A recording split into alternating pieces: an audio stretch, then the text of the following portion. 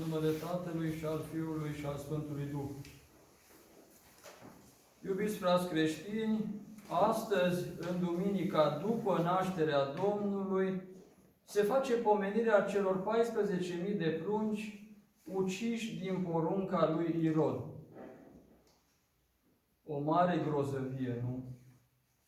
Oare astăzi este diferită situația față de atunci? În zilele noastre, unele mame se aseamănă în cruzime lui Irod și devin ucigașe ale propriilor prunci nevinovați. Au fost uciși milioane de copii prin păcatul acesta al avortului.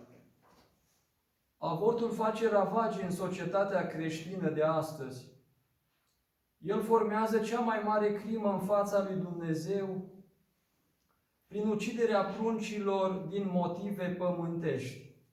Comoditate, lipsă de cele materiale, nefrica de Dumnezeu și nepăsarea față de cele veșnice. Acest cumplit păcat strigător la cer, răspândit astăzi în toată lumea creștină și numai puțin la noi românii, lipsește pe cei ce l-au comis de împărăția lui Dumnezeu. De nu se vor pocăi cu lacrimi toată viața, întrucât avortul este o crimă dublă, adică ucide pe prunci atât trupește cât și sufletește, întrucât mor nebotezați. Și acest greu păcat practicat astăzi peste tot grăbește sfârșitul lumii și aduce peste oameni judecata lui Dumnezeu. Puțini creștini își nasc toți copiii și nu fac avort, iar majoritatea dintre ei avortează, fac pază conjugală, iau medicamente anticoncepționale și folosesc toate metodele moderne numai să nu aibă copii, netemându-se de pedeapsa lui Dumnezeu care ne va ajunge pe toți. Aici trebuie să spunem că și anticoncepționalele, pentru cei care nu știu, sunt abortive, adică provoacă aborturi hormonale.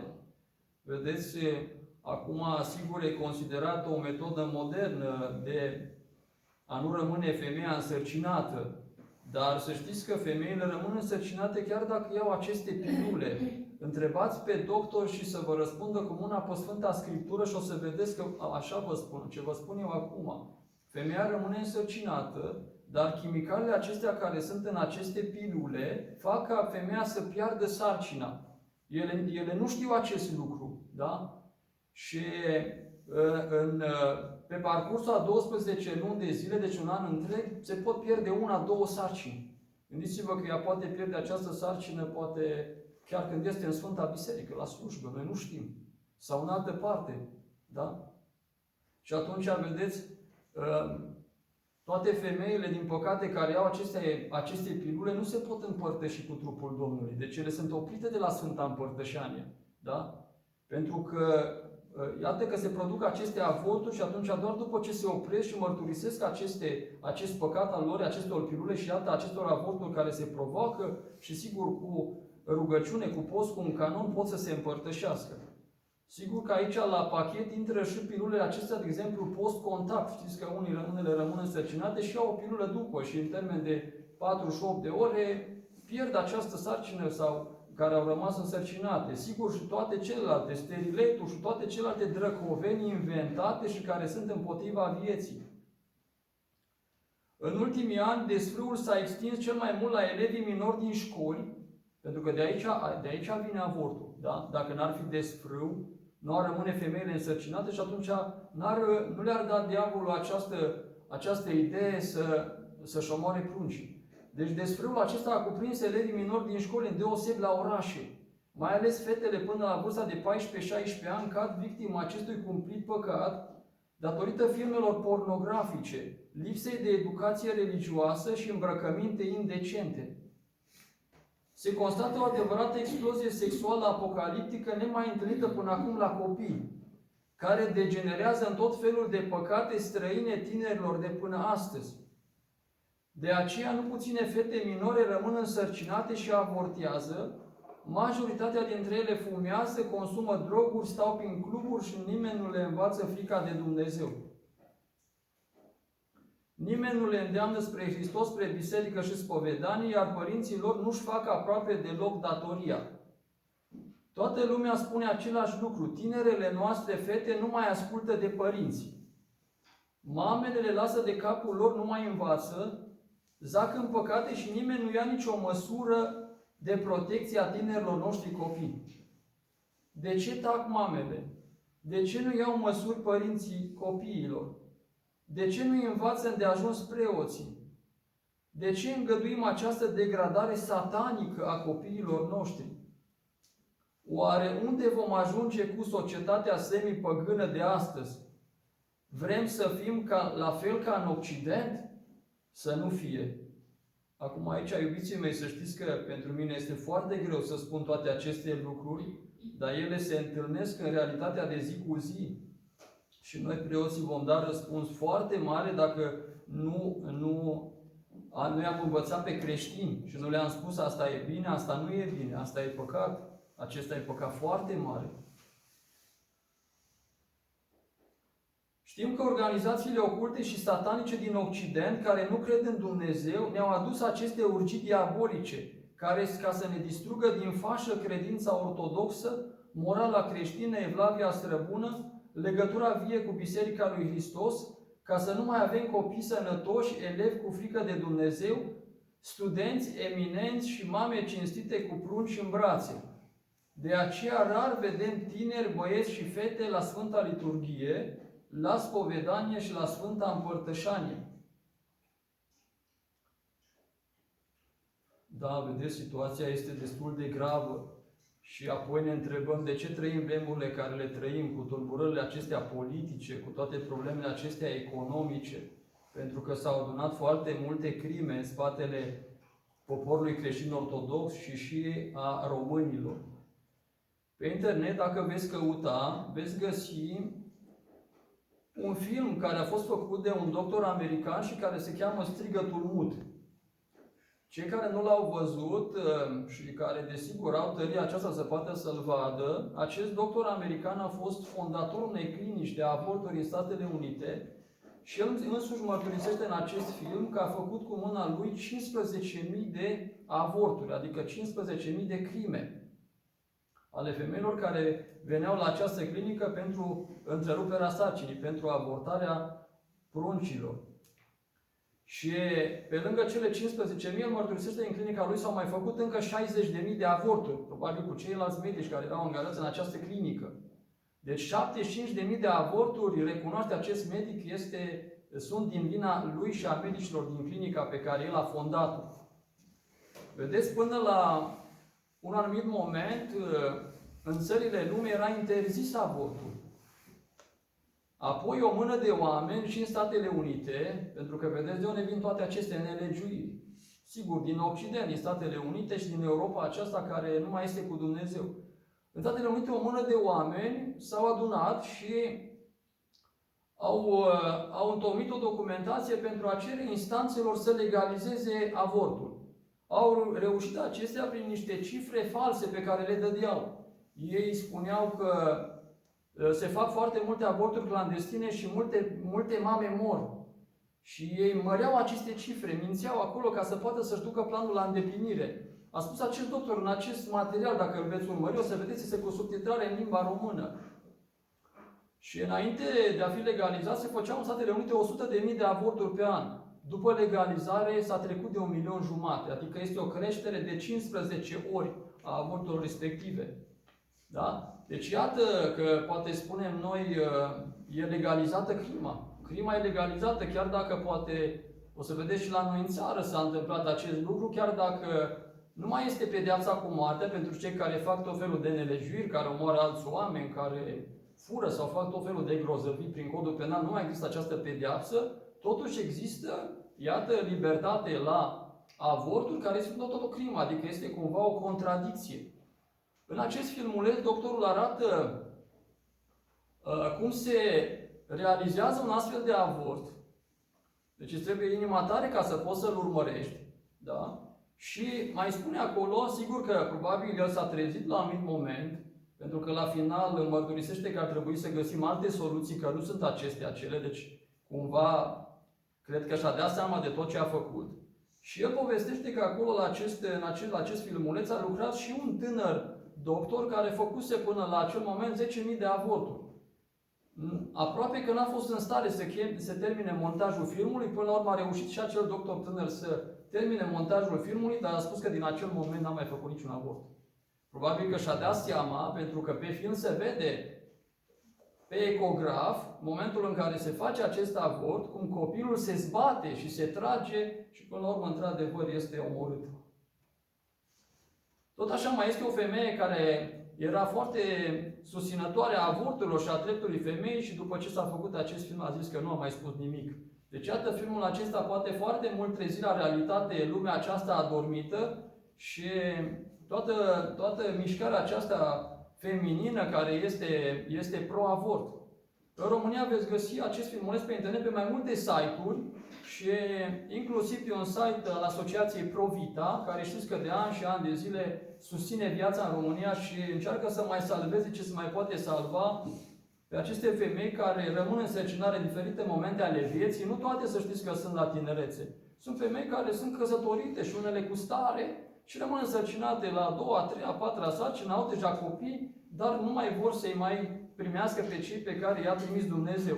Și atunci asociația aceasta Pro-Vita are legătură și cu spitalele, da? Și toate celelalte asociații creștine și încearcă să le consilieze pe mame pentru a putea să salveze acele vieți la care diavolul a dat în gând mamelor să le piardă.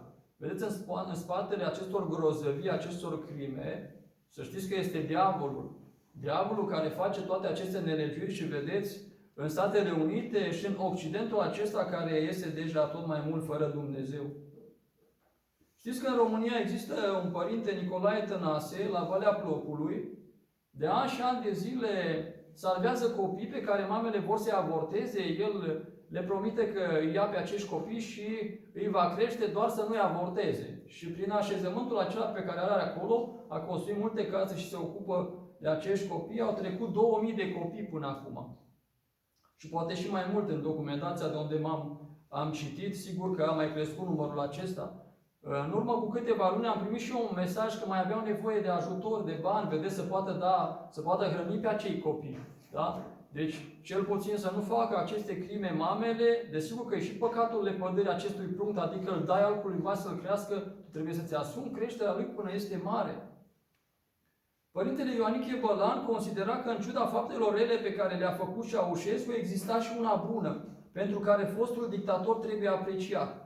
Sunt 7 sau 8 milioane de români ce trăiesc datorită decretului prin care Ceaușescu a interzis avortul. Așa s-au născut un tineret și o Românie nouă. În 1989 acest decret a fost abrogat. Prima lege cu care România a intrat în libertate a fost libertatea avorturilor. Crima numărul 1, reclama duhovnicul. Pe de o parte desfințăm pedeapsa cu moartea, pe de alta legiferăm avortul. Nu este această atitudine a sistemului politic o antinomie și o contradicție strigătoare la cer? Viața răufăcătorului este foarte prețuită, iar a fătului este considerată de nimic. Oare de ce, zice arhimanditul Epifanie Teodoropoulos? Spuneam că s-au adunat foarte multe avorturi în România în ultimii 30 de ani, din 89, de când s-a dat această libertate la crimă. Unele statistici spun că sunt 10-15 milioane, altele merg până pe la 30 de milioane, vă dați seama. Foarte mult. Și noi spunem așa, România e grădina Maicii Domnului. Dar cum se împacă acest lucru cu atâtea crime pe care le-am făcut? În grădina Maicii Domnului să facem noi atâtea omoruri?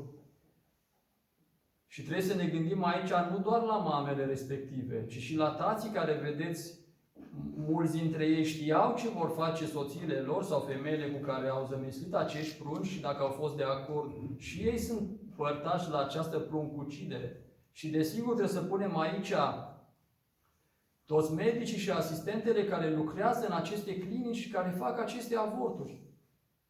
Sigur că e greu să înțelegem că pentru bani poți să ajungi până aici, să te gândești câte avorturi, câte crime am făcut luna aceasta și mi-am luat salariul și mă duc acasă.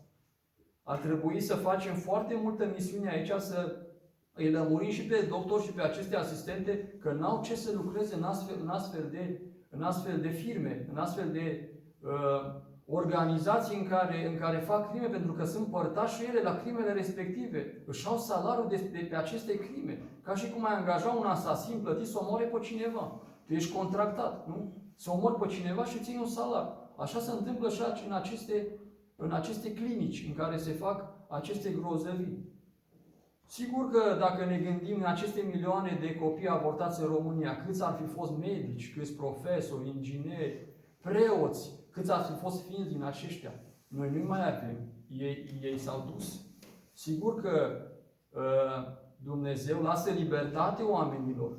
Și atunci, dacă avem tot acești conducători pe care avem acum și care vedem în ce hal au dus această țară, atunci Dumnezeu i-a îngăduit să ne stăpânească pentru toate păcatele pe care noi le-am făcut ca și neam. Știți că la judecată noi vom da răspuns de păcatele noastre individuale, dar vom fi judecați și cu neamul nostru românesc.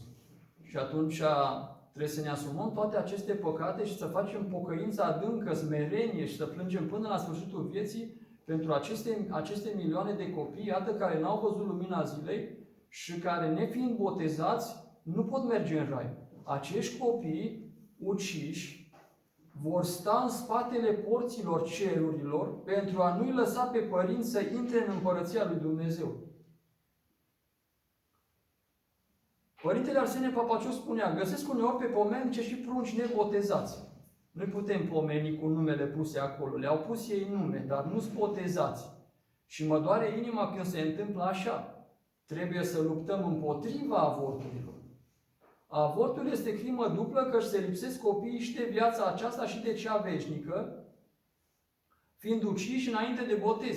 Căci nimeni din cei nebotezați nu poate intra în împărăția lui Dumnezeu. Păcatul acesta al uciderii copiilor este al mamei, dar și al tatălui deopotrivă, dacă acesta a fost de acord și a încuvințat crima. Dar este și ea aceluia care a îndemnat la avort. De exemplu, la spovedanie acolo, preoții întreabă acolo, după porunci, da, ai ucis pe cineva. Și atunci femeile spun, nu, părinte, n-am omorât pe nimeni. Da, avorturi ați făcut? Da. Atunci ați omorât? Ați omorât acești prunci care nu s-au născut. Și câte avorturi au fost? Desigur, poate a fost un avort, poate au fost 3. Sunt femei care mărturisesc 7. Unele poate spun, nici nu mai știu, părinte, câte au fost. Altele poate 20, dacă veți citi în cărțile acestea duhovnicești, sunt relatate aceste întâmplări în care duhovnicii mari ai neamului nostru spun că au venit femei cu 20 și ceva de avorturi, cu 30 și ceva de avorturi. Da? Și de asta spun că acestea sunt păcate foarte mari, dar vedeți, și tații trebuie întrebați. Și bărbații trebuie întrebați la spovedanie.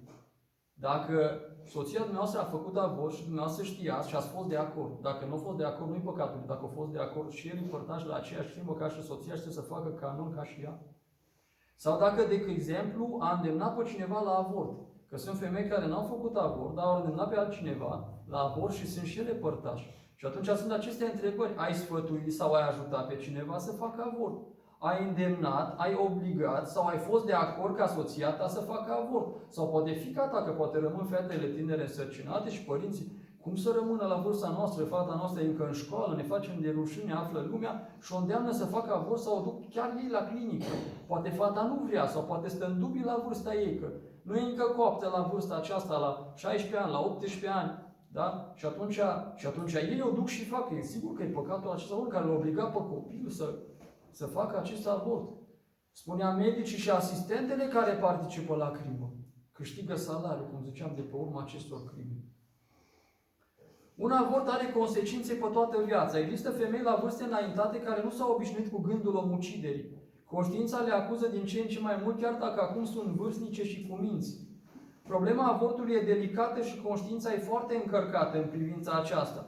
Părintele Ghelase de la Frăsinei nota că trauma avortului ce survine mai devreme sau mai târziu și afectează viața celor părtași la această faptă, în special pe a mamei, a fost semnalată de numeroși cercetători din domeniul medicinii, sociologiei, psihologiei și psihiatriei.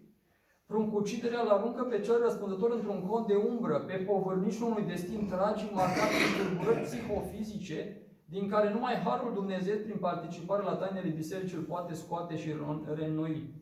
Vedeți, de aceea e nevoie de această spovedanie, pentru că conștiința mustră pe cel care a săvârșit o asemenea păcat. Și numai sub epitrahil la biserică poți găsi această ușurare și dezlegare, altfel o iei razna, ajung la psiholog, la psihiatru și unele, să știți, unele din aceste femei, din păcate, ajung la sinucidere, nu doar că au luat viața altora, își iau și viața lor și nu mai pot prinde împărăția cerurilor. Nu mai pot prinde, vedeți, cei care s-au sinucis și au luat viața, care este un dar de la Dumnezeu. Și atunci, dacă cunoașteți femei care au făcut asemenea sau tinere, da, îndemnați-le să meargă la spovedanie, ce îi spun preotului, acolo rămâne. Aude Dumnezeu, se mărturisesc, își asumă un canon sau primesc un canon de la preot, să-l facă toată viața, să plângă până la sfârșitul vieții pentru ce au făcut și ne dăjduim ca Dumnezeu să le ierte și să aibă o șansă la împărăția celor, dar fără spovedanie și fără căință nu. Vedeți, de exemplu, acești mari duhovnici de care spuneam, povestesc în cărțile lor, că unele femei veneau la spovedanie cu smerenie, știți, cu multă căință pentru păcatul pe care l-au făcut, da? Și și-au asumau acest canon și vroiau ca după o perioadă să poată și împărtăși și să țină legătura cu biserica și cu Dumnezeu. Altele veneau cu semeție și spuneau, părinte, am făcut 33 de avorturi și ce să fac eu acum? Și atunci preoții se îngrozeau și unii dintre acei duhovnici nu le mai primeau la spovedanie, ci pleacă de aici, nu pot să mai aud așa ceva. Sigur că noi nu avem dreptul să refuzăm pe nimeni la taina spovedanie, dar probabil că acești duhovnici vedeau în inima lor și înțelegeau că nu vor să-și asume un canon să facă și au dat seama că n-au nicio șansă. Și atunci, da? Deci cele care veneau smerite și căite și vreau să facă, sigur că poți lucra cu ele. Celelalte care nu vor, n-ai ce să le faci, nu le poți salva. Vedeți, noi la Sfânta Proscomidie aici, dimineața, facem pomenirea de pe pomelnice, dar noi nu știm ce sunt acele pomelnice. Ar trebui ca fiecare din cei care le trec acolo pe pomelnice numele respective să știe care ce păcate au fost sau să le cunoaștem. Pentru că au fost cazuri în care scos părticele pentru cineva și părticica sare de pe Sfântul Disc jos. Adică Dumnezeu nu îngăduie să pui lângă Sfântul Trup aceste părticele pentru păcatele pe care le-au făcut acei oameni.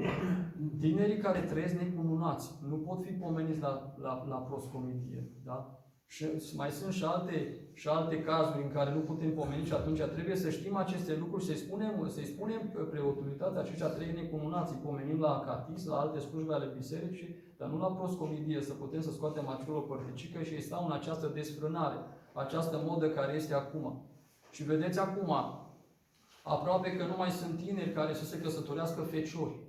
Da? Dar ne ducem la taina aceasta a cununiei în rochie de mireasă albă. Păi dacă noi știm că nu mai suntem curați, că n-am trăit în feciorie, cum să te mai îmbraci în rochie albă, te duci în fața lui Dumnezeu? Înseamnă că tu de fapt îi minți pe oameni, te minți pe tine, dar Dumnezeu știe viața ta. Și mai punem cununile pe cap și facem toată slujba aceasta cu mulțime de preoți și cu camere și filmăm cei ce s-au încununat. Pe cu cine am încununat?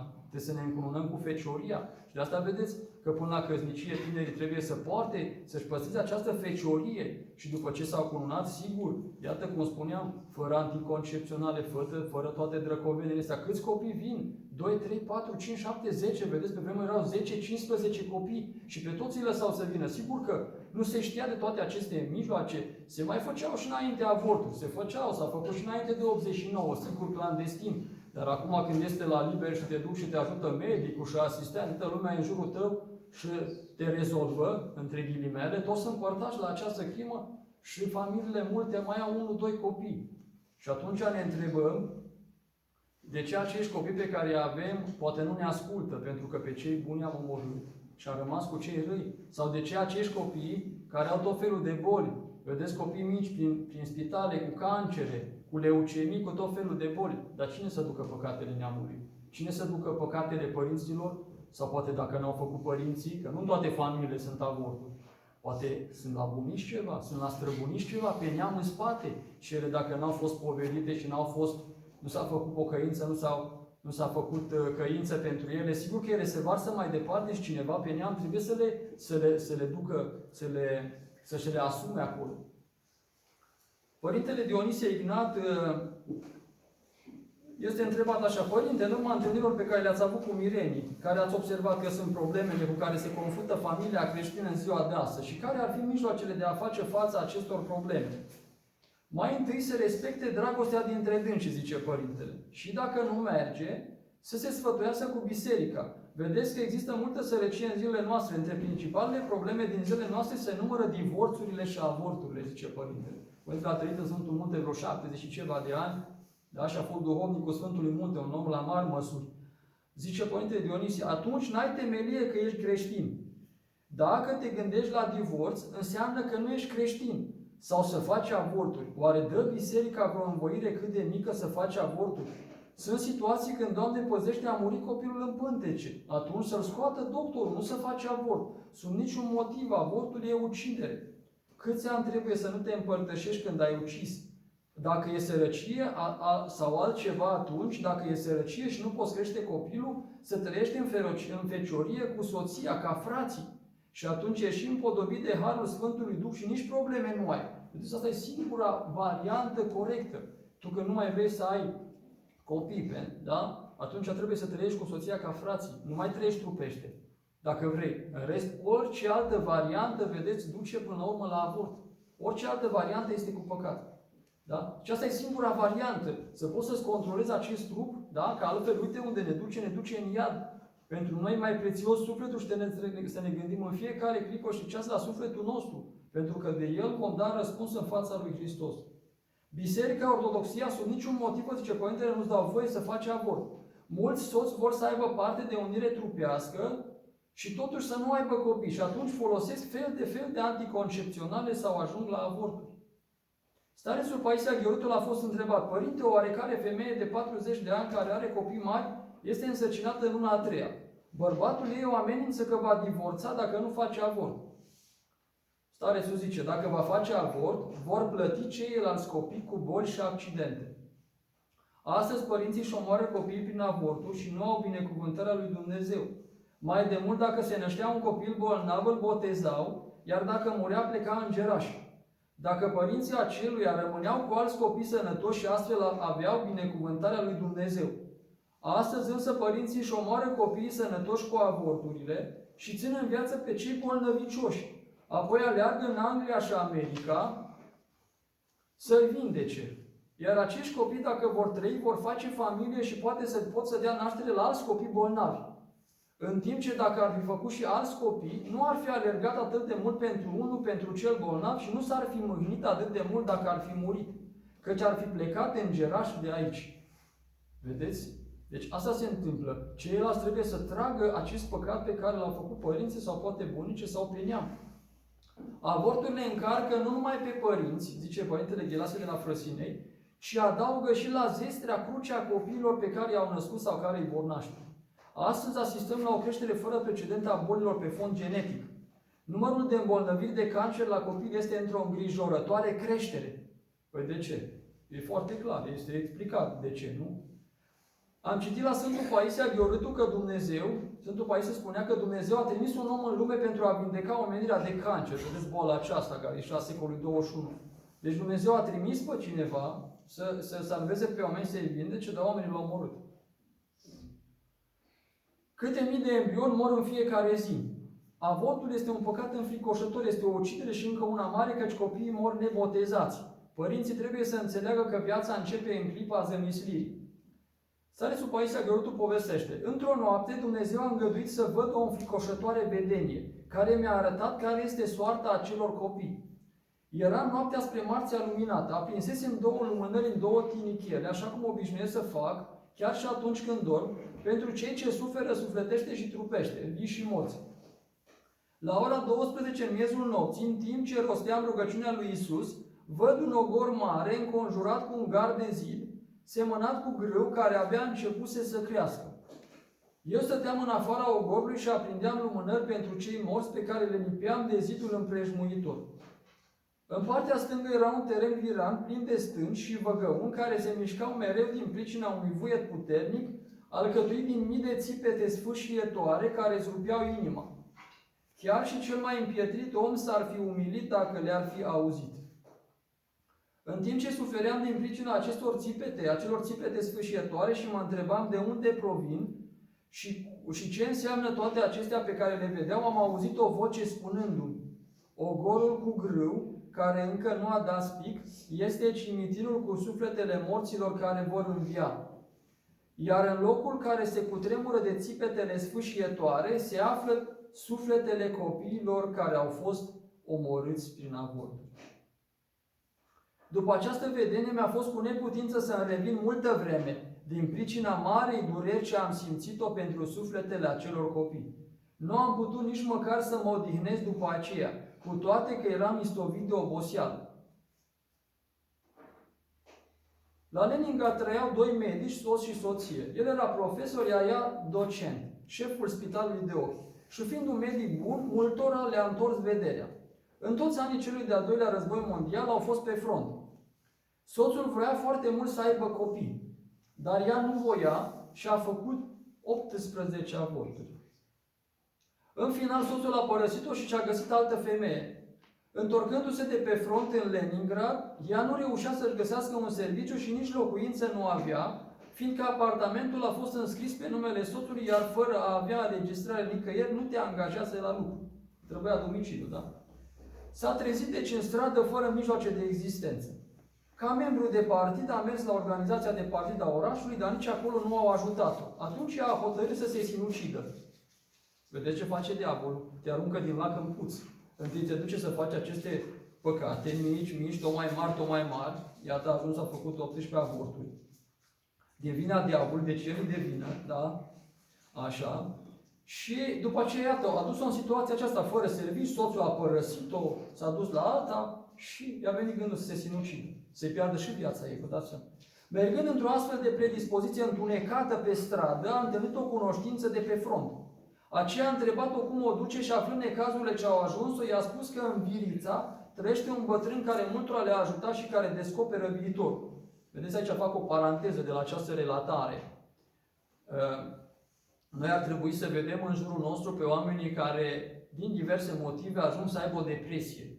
Pentru că sunt și cazuri în care poate omul să se sinucide dintr-o dată fără să dea semne, poate la o beție sau într-un caz disperat. Dar în general această depresie durează câteva luni și ea se agravează și cei din jur pot să vadă acest lucru pentru că acel om care suferă depresie nu mai are bucurie pe viață, nu mai are bucurie pe fața lui, în viața lui, nu mai poate să-și facă munca, este abătut și se vede pe fața lui: ce-i cu tine, mă, ești necăjit, că tu ai o depresie. Hai să te ducem să te putem trata, nu să ducem la preot să spovedească, nu să facem rugăciuni pentru el, să ducem la psiholog și dacă e nevoie chiar și la psihiatru să iei un tratament ca să poată să-și revină. Să știți că nu e o rușine în ziua de astăzi să te duci la psihiatru. Te duci, ai făcut un tratament, cunosc foarte multe persoane care au avut diverse momente limite în viețile lor, poate probleme în familie, cu copii sau accidente sau alte situații și au făcut câteva un tratament și au revenit, au trecut peste acel impas, sigur, cu rugăciunea, cu ajutorul familiei și iată cu acest mic tratament unde e nevoie, iei o pastiluță, ceva și îți revii. E nevoie de un imbol. Da? Și atunci noi toți suntem vinovați dacă vedem pe oamenii din jurul nostru că sunt în această depresie și nu facem nimic să-i ajutăm și i-a ajuns să sinucidă. Noi suntem părtași și noi la acea sinucidere pentru că noi am văzut, dar n-am făcut nimica. Adică îl iei de mână, îl duci la mănăstire, îl duci la biserică, îl duci la un doctor și sigur că dacă el va vedea că oamenii vor binele, va asculta de ei din jur. Dacă nu vrea, atunci sigur cu forța. Nu se poate, dar impulsionat și ajutat, știți că nu știe în ce direcție o să ieși. Dacă vede că oamenii vor să-l ajute, sigur că va fi dispus. Aceea a întrebat-o deci cum o duce și aflând necazul, i-a spus că în viața este un bătrân care descoperă viitorul. Gândind că acesta este un oarecare ghicitor, doctorița a hotărât să meargă, fiindcă oricum nu avea nimic de pierdut. În Virița a ajuns la casa starețului. Sigur că aici nu vorbim de un vrăjitor, vorbim de Sfântul Serafim de Virița. Și acolo au întrebat-o: ați venit la Batiușca, adică la părinte? Ea s-a tulburat: la care Batiușca? Numai la popă mai lipsea să mai vin și a fugit afară. Pe stradă, dintr-o pricină necunoscută, picioarele au lăsat-o și ea a rămas pe marginea drumului. Și ea a început să plângă. Ea s-o muia picioarele, nu mai putut merge. Cu ultimele cuvinte, ea ocăra în mintea ei partidul pe soț și pe acea cunoscută ce a trimis-o la un oarecare popă, dar să se ridice nu putea, căci nu o țineau picioarele. A ieșit din casă o femeie și i-a spus, vă cheamă Batiușca, adică vă cheamă părintele. Dar ea a refuzat categoric să meargă. Femeia a venit a doua oară și a repetat, numele dumneavoastră este H, sunteți medic oculist, tocmai ați sosit din Germania și vă cheamă părintele. Într-un mod neașteptat pentru ea s-a ridicat și împotriva voinței ei a intrat în casă. Deci cumva cineva a ridicat-o și a împins-o. Poate a fost îngerul păzitor, cine știe cine a fost. În chilie ea a văzut un bătrân monah în schimă, întins pe pat, iar acela i-a zis direct că în toate necazurile ce au ajuns-o, ea singura este vinovată pentru că și-a ucis copiii. Înțelegând că starețul este descoperită toată viața ei, ea a căzut plângând în genunchi înaintea lui, dar el îndată a mângâiat-o zicându-i, mergi în Smolnăi, te vor numi șefă la clinica din Peterhof și îți vor da și locuință, iar după aceea vei fi îngrijitoarea unei paciente și te vei muta în Leningrad. Vei veni de multe ori la mine, iar apoi vei merge la mormântul meu. Vedeți, el cum era văzător, el a știut cum se rezolvă problema și a știut cu ce să o sfătuiască și a văzut și înaintea ce va fi cu viața ei. Ce fel de bazme, spune el, a gândit H, doctorița? Eu nu vorbesc bazme, ci tot ce s-a spus se va înfăptui, a răspuns starețul la gândurile ei. Și într-adevăr, în Smolnăi, au numit-o la clinica din Peterhof și au dat și locuință tot acolo, iar după aceea s-a mutat la Leningrad, a trăit până la adânci bătrânețe, a devenit foarte credincioasă și până la sfârșitul zilelor ei mergea la stareț în Vilița, la mormântul lui. Deci, atât în cazul de față, vedem o situație fericită în care după atâtea avorturi, vedeți, a găsit calea către biserică, s-a spovedit, sigur, și a făcut canonul și Dumnezeu a rânduit ani mulți ca să poată să se pocăiască, să se roage pentru a salva sufletul și a-și-l mântui, a-și salva din iad. Vedeți, aici se spune că toate aceste femei care au făcut avorturi și desigur și cei care le-au încuvințat și care au îndemnat, ar trebui să facă milostenie până la sfârșitul vieții, să plângă până la sfârșitul vieții. Spunea un părinte unei femei, câte avorturi ai făcut? Atâtea. Deci ar trebui să stai tot timpul cu mâna întinsă la milostenie, pentru că câți bani ai fi cheltuit tu ca să poți să crești pe copiii până să ajungă mari, să meargă să fie la servici, deci până să termine facultățile sau să înveți o meserie. Erau foarte mulți bani și atunci, acum, pentru toți acești copii care nu i-ai crescut, trebuie să stai tot cu mâna întinsă, să ajuți pe alții, să îmbraci pe alții, să botezi pe alții, să crești pe alții, să dai milostenie celorlalți ca să poți să răscumperi. Iată, și așa ar trebui. Ultima povestioare pe care vreau să vă pun la suflet este intitulată Căiește-te de păcatele tale. O credincioasă povestește așa, înainte nu credeam în Dumnezeu, deși în copilărie am fost botezată. Am făcut multe păcate grele, din această cauză viața mea s-a destrămat. Am căzut în deznădejde. Vedeți? Facem păcatul, după care toate merg vraiște în viața noastră, apar divorțurile, apar alte nebunii. După care ajung de deznădejde. Ce spuneam? Depresie. Într-o zi, nemai putând suporta necazurile, am hotărât să mă spânzur. Același drum, vedeți? Nu mai voiam să trăiesc, ci doar să se termine odată toate chinurile. Sigur că gândul ăsta de sinucidere n-a fost al ei. Noi când vine câte un gând, trebuie să stăm să judecăm. Ce gând mi-a venit? Păi e un gând să fac un bine sau să fac rău? Păi dacă e un gând să fac un bine, e de la Dumnezeu. Dacă e un gând să fac rău, e de la diavol. Și atunci să zic, înapoi a mea satanul, că n-am să facem imediat în gând. Și să-mi schimb gândul respectiv. Deci aici trebuie să ne dăm seama de acest lucru. Asta viața duhovnicească ne dăm seama. Știți, cu când ne rugăm mai mult, ne dăm seama să putem discerne. Eu zic, am avut un gând, nu a fost gândul meu. A venit de undeva, diavolul i-a dat gândul acesta. Deci vroia să se spânzure. Nu mai voiam să trăiesc, ci doar să se termine chinurile. Am început să-mi pregătesc funia. Dar din beci a apărut un bătrân. Era plăcut la înfățișare, cu o față blândă și luminoasă, încălțată în cizme și îmbrăcată într-un cojoc. În loc să te spânzuri, ar trebui să te rogi. El este acest bătrân. Mi-a spus el și mi-a enumerat toate avorturile pe care le făcusem. Îngrozită mi-am văzut copiii nenăscuți cu înfățișări groaznice. Îmi era foarte greu din cauza păcatelor dezvăluite, dar bătrânul m-a învăluit cu o privire blândă și a dispărut. Vedeți, asta face diavolul după ce ne împinge să facem asemenea grozăvii. Când să ne spovedim, de rușine.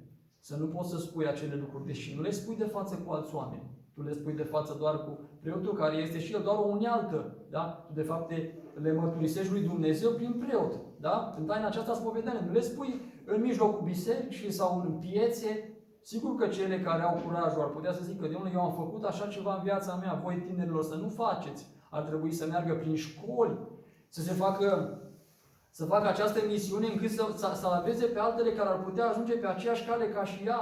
Ar trebui acest film care vă spuneam, Strigătul Mut, să fie pus la tineri. Sigur că poate părinții zice, cum îl înfricoșesc pe copilul meu, lasă-l deschide ochii. Mamele care au fete, să le spună care este, ce se poate întâmpla, da? Înainte să se întâmple grozevia, că după aceea ce mai poți să faci? Decât calea bisericii, spovedanie, canon și plânse toată viața până la sfârșit. La fel și băieților trebuie să li se spună, nu? Noi acum vrem să le facem educație sexuală, dar educație duhovnicească nu le facem.